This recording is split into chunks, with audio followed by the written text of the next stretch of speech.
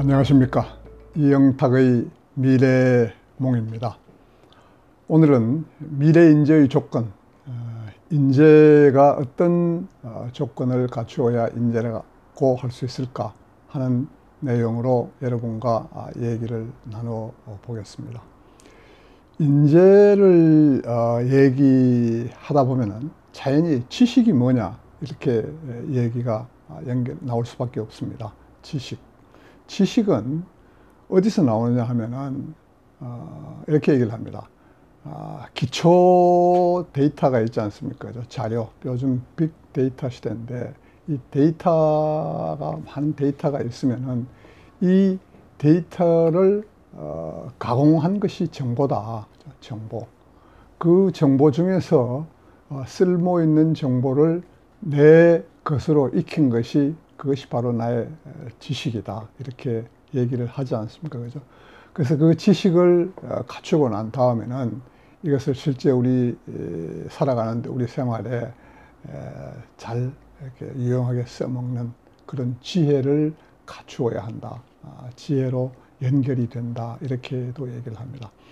지금은 물론 빅데이터 시대의 자료, 정보, 지식 이것들의 양이 지금 폭증을 하고 있습니다. 요즘 이런 얘기가 있지 않습니까? 그죠? 뉴욕타임즈의 일주일 분량의 기사 내용이 과거 사람들이 평생 접하는 지식, 정보의 양보다 많다 이런 얘기까지 있지 않습니까? 그죠? 어쨌든 데이터나 정보나 지식의 양이 폭증을 하고 있습니다. 그렇기 때문에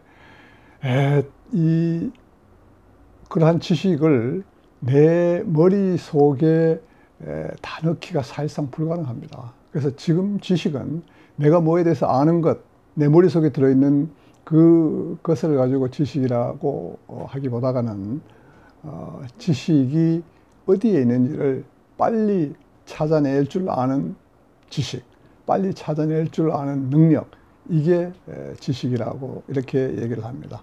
뭐에 대해서 아는 것보다는 어떻게 하면은 그것을 알 수 있는지를 빨리 알아내는 방법, 그것이 지식이다 이렇게 얘기를 합니다. 예를 들면은 우리가 과거에는 웬만한 친구들 전화번호 외웠지 않습니까? 그죠? 머릿속에 있었죠. 그러나 지금은 머릿속에 전화번호는 별로 없습니다.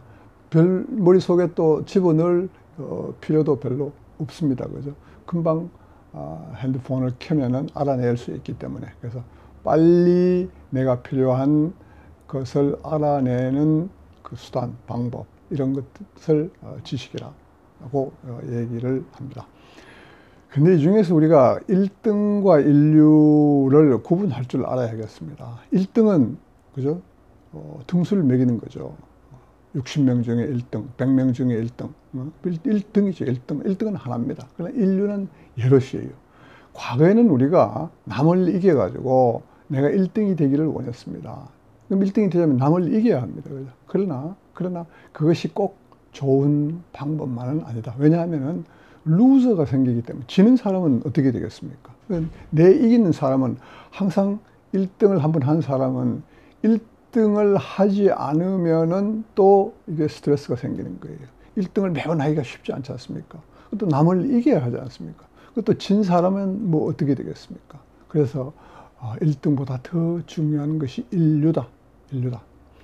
과거에 기름값이 폭등했을 때 사우디아라비아가 한때 세계에서 가장 1인당 국민소득이 높았던 적이 있습니다. 그렇죠? 이 국민소득이 제일 높다 해가지고 1등이죠. 그죠? 그래가지고 사우디를 그렇다고 해서 선진국이다 이렇게 얘기합니까? 아니지 않습니까? 1등이 중요한 게 아니라 인류가 중요한 겁니다. 그죠? 애플과 삼성 뭐 얘기하기 못합니다만은 삼성이 가끔씩 1등을 합니다. 그 업계에서. 그러나 삼성을 두고 IT 업계 국제적으로 인류 기업이라고 얘기하는 사람은 많지 않는 걸로 알고 있습니다. 애플 인류라고 얘기를 하죠. 왜 그러겠습니까? 그래서 1등과 인류의 차이. 그래서 1등보다 인류가 되는 게 더 중요하다. 이런 얘기를 드립니다. 1등은 승패, 남을 이겨야 합니다. 그죠? 그리고 결과만 중시하는 그런 걸 가져오기 십상이에요. 그러나 인류는 시너지와 과정을 중시합니다. 내용을 중시하는 거죠. 그래서 인류는 1등은 하나지만은 인류는 그러니까 인류가 되면은 여러 사람이 승자가 되는 거죠. 근데 남을 이겨서 1등이 되는 그러한 경우에도 많은 경우에 보면은 자기 자신과의 싸움에서 자기 자신 관리를 소홀히 하고 자기 자신을 제대로 관리하지 못하는 경우가 많습니다. 겉으로 1등을 하면 뭘 하겠습니까? 자기 자신을 제대로 관리를 못하는데요. 요즘 우리 사회 현상에서도 볼 수 있지 않습니까? 그래서 이런 얘기를 합니다. 자신을 이길 수 있어야 진짜 1등이고 진짜 인류고 진짜 강자가 되는 것이다. 자신을 이겨야 이기는 것이다. 남을 이기는 것은 자신을 이기는 것보다는 쉽다. 이렇게까지 얘기를 합니다. 근데 요즘 이제 지식의 양이 많아지다 보니까 내가 좀 설사 남보다 좀 많이 뭘 알고 있다고 해봅시다. 그러나 그게 정말 별거 아니에요. 요즘은 사람마다 다 똑똑해지고 우수해졌기 때문에 내가 설사 남보다 조금 더 많이 안다고 해서 정말 별 차이가 나지 않는 그런 세상입니다. 왜냐하면은 사람마다 다 많이 알고 있기 때문에, 다 똑똑해져 있기 때문에. 그래서 집단지성이라는 말이 있지 않습니까? 그죠? 집단지성, collective intelligence. 집단지성을 한마디로 이렇게 표현을 합니다. We are smarter than me. 우리는 나보다 똑똑하다. 내가 설사 좀 똑똑하다 하더라도 여러 사람의 지혜를 합치면은 금방 내 지혜보다가 큰 지혜가 된다. 그러니 남보다 좀 잘났다고 잘난 척하지 마세요. 잘난 척하지 마세요. 차이가 있을지 모르겠지만은 별 차이 없습니다. 여러 사람의 지혜를 합치면은 금방 당신 지혜보다가 더 큰 지혜를 만들어낼 수 있습니다. 이게 바로 집단지성의 교훈입니다. 위키피디아가 바로 이런 아주 가장 좋은 예가 되어 있죠. 그죠? 전에는 백과사전 하면은 브리테니카 백과사전이었습니다. 근데 위키피디아는 모든 그 네티즌들이 아무나 들어가 가지고 이 위키피디아 인터넷 백과사전의 제작 관리에 참여할 수 있습니다. 그죠? 근데 이 위키피디아 인터넷 백과사전이 생겨나 가지고 브리테니카 전통이 무너졌을 뿐만 아니라 브리테니카 백과사전이 망했습니다. 없었습니다.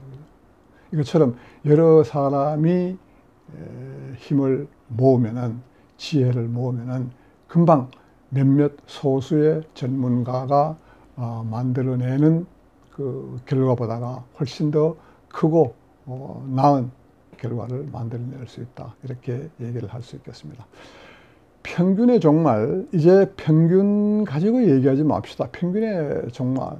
예를 들면 사람마다 타고난 재능이 다르기 때문에 예를 들면 국어 분야, 수학 분야, 과학 분야, 평균이 큰 의미가 없다는 것이죠. 특히 우리 학교 제도, 스쿨 시스템을 보면은 연령별 평균에 맞춘 학년, 학급, 그렇지 않습니까? 학년.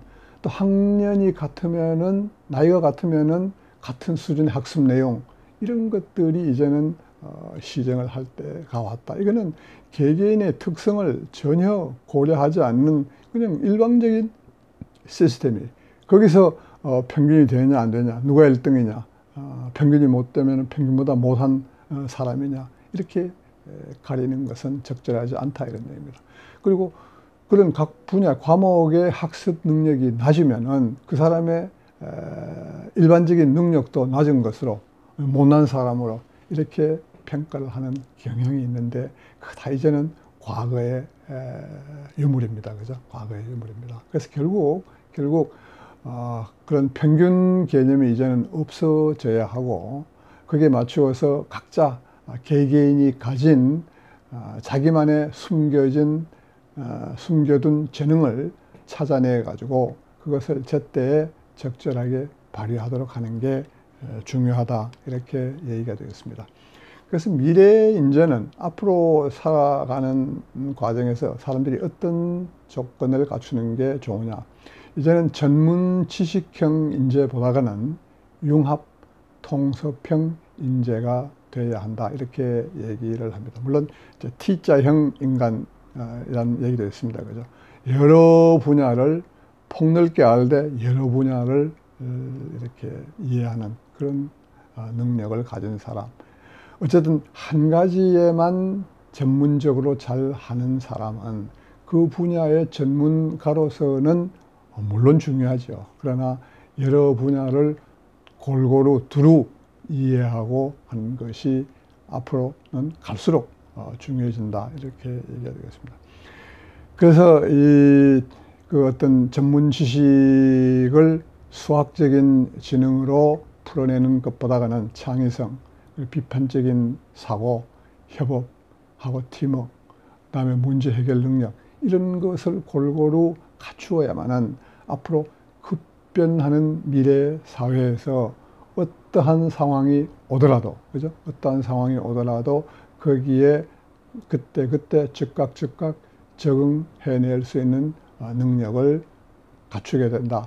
능력이 생기게 된다. 이렇게 얘기할 수 있습니다. 그래서 우리가 창의력, 비판적 사고, 대안 제시 능력, 협업, 그다음에 문제 해결 능력 이런 것들을 강조하는 이유가 바로 여기에 있습니다. 그러나 이 모든 것들이 이제 말씀드린 대로 앞으로 갈수록 변화의 속도가 빨라지는 미래 세상에 그런 새로운 환경에 어떻게 빠르게 적응할 수 있겠느냐 하는 그러한 능력이 중요하다는 얘기를 하는 거죠. 미래에는